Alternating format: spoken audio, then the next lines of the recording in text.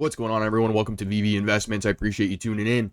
On today's episode, we're going to be covering Cavrnus' most recent 2023 feature release article for the platform. So if you guys enjoy the content, make sure to like and subscribe. Comment down below what you want to see in a future episode. And without further ado, sit back, relax, and enjoy.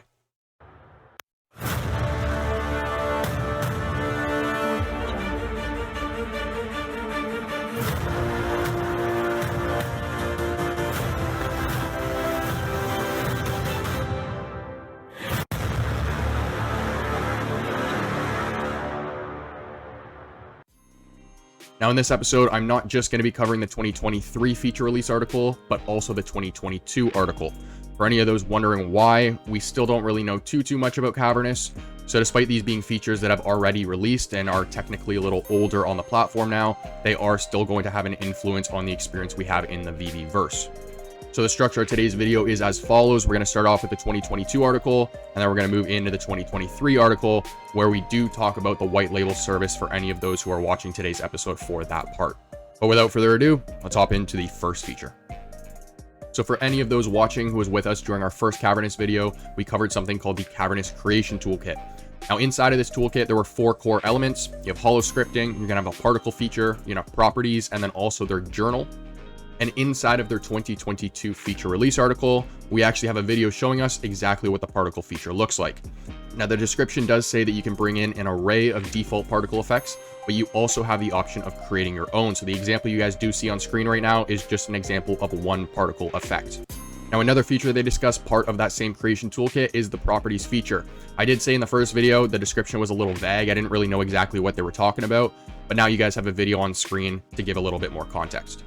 Creators have the flexibility to dynamically configure properties on a room, object, or part of a level, unlocking limitless interactive possibilities. So I'll be honest with you guys, I don't fully understand what's happening in this video. It looks like they've just changed the angle of the lighting for the lamp. I'm not fully sure here, but regardless, what it's trying to show you here are the different types of interactive possibilities within this environment.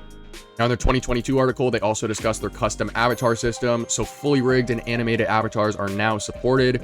Bringing custom avatars through the Cavrnus SDK, and support for Ready Player Me avatars is coming soon. Now, it's a 2022 feature, so the support for Ready Player Me is available now.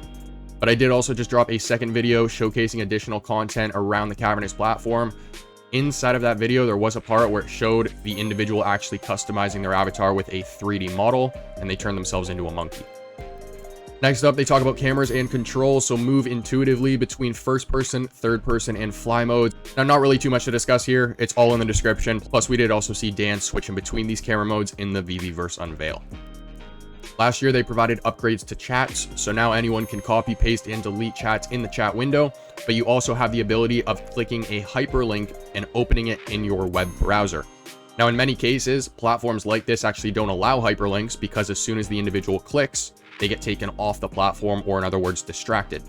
Now, again, in my last Cavrnus video, I did point out that you have the ability of downloading the platform directly to your computer or opening it inside of a web browser while also having the option of opening other tabs. So having the ability to click a hyperlink and then it opens another tab falls in line with all of that other stuff. So that's going to conclude the 2022 feature release article. They do have a little bit more in their 2023 feature release article, so let's hop into it. So before I do, I want to talk about something called Vendasta. So Vendasta is actually a platform I used to use for my social media services for my clients. Vendasta is a white label platform that allows digital agencies like myself to actually brand their products and their services as my own. So what you guys are seeing on screen to the right is an example of their marketplace. As you can see in the top left, it says your logo. So what I can actually do now, having signed up for Vendasta, is brand this dashboard under my own agency's branding. Let's say I end up signing a new client on for SEO services, okay? What I can do is I can now go into Vendasta's marketplace, I can activate their SEO service, and Vendasta's team will actually perform the service as if they are acting under my brand, okay? So let's say, for example, my media agency is called VeVe Media. I sign up for Vendasta as VeVe Media. I can now brand this dashboard as VeVe Media.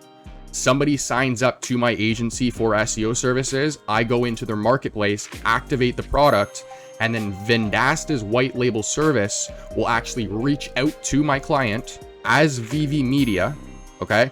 And perform the service as if they are working for my business.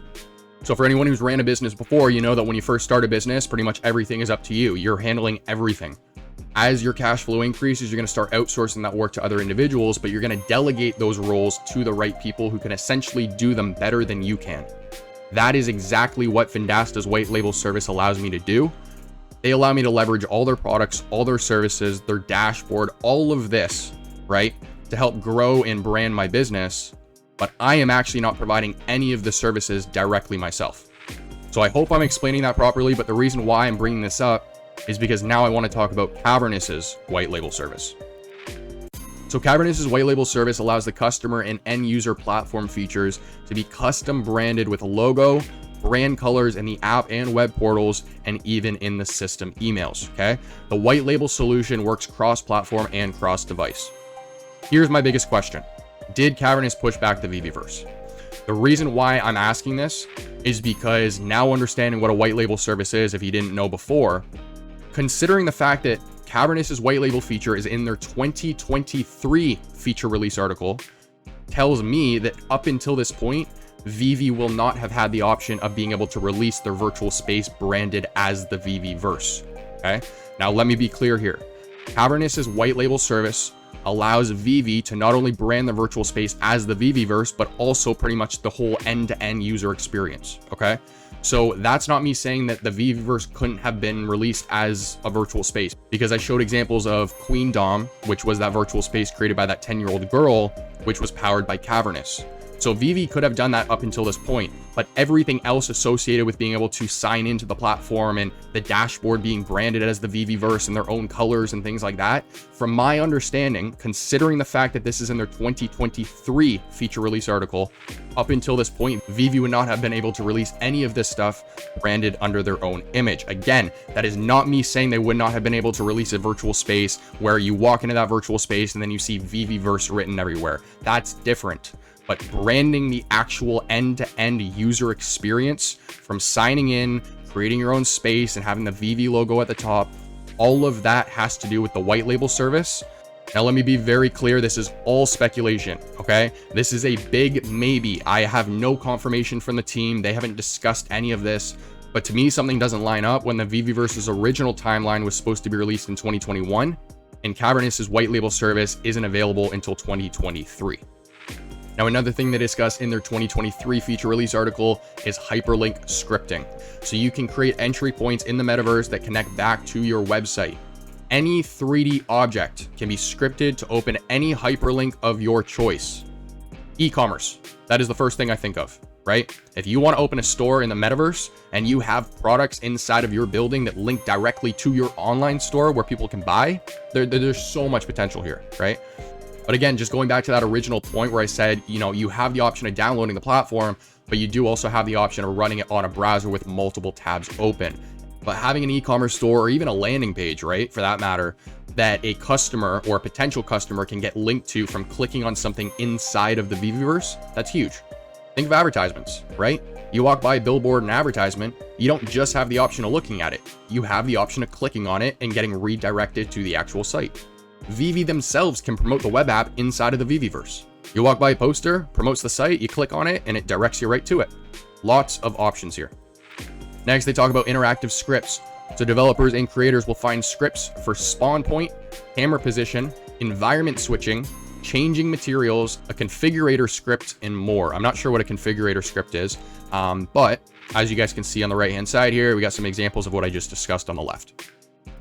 Now, this is another video on the right-hand side where I'll be honest with you, I'm not 100% sure what exactly they're doing here. It looks like they're in space. But on the left-hand side, new scripting functionality allows developers to add any rotation or behavior into a script.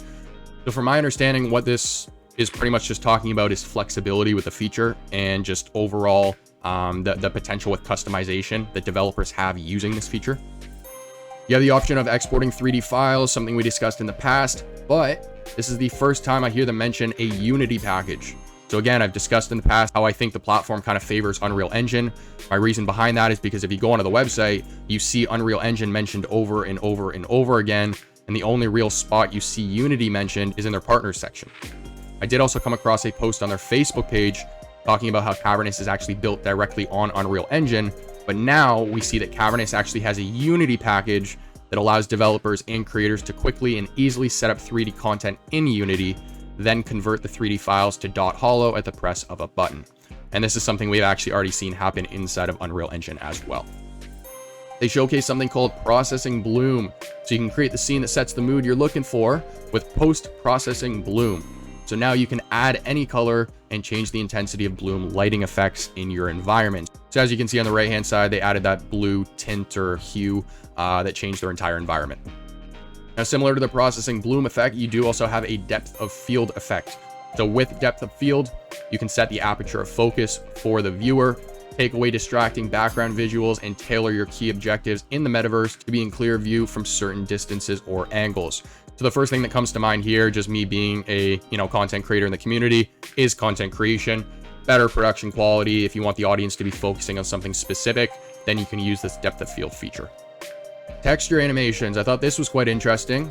Video on the right showcases it very, very well, but you can make materials more true to life with animated textures, which can now configure via the new materials properties. So the more I read about properties, the more I'm understanding it as kind of like advanced settings for a specific piece or environment that just allows you to customize it further. But anyways, on the right hand side, you guys can see that they provided an actual animation on the Cavrnus logo. And the last feature we're going to discuss today is going to be UI and UX improvements. So enjoy a new user interface with more intuitive functionality and designer-focused look and feel. Get to where you need to go in a fraction of the time with a new navigation and toolbar, quick settings, and more. So what this is pretty much just talking about is improving the user interface to essentially improve the overall user experience. And this is something I discussed in one of my more recent episodes, talking about certain features I like to see on the app.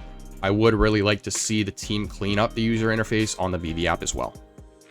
Now that is going to conclude episode 45 of VeVe Investment. So I hope you guys enjoyed.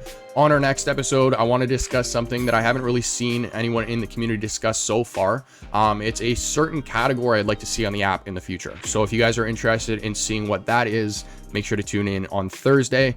But as for today's video, if you enjoyed the content, make sure to like and subscribe. Comment down below what you want to see in a future episode. And as for our next one, I'll catch you there.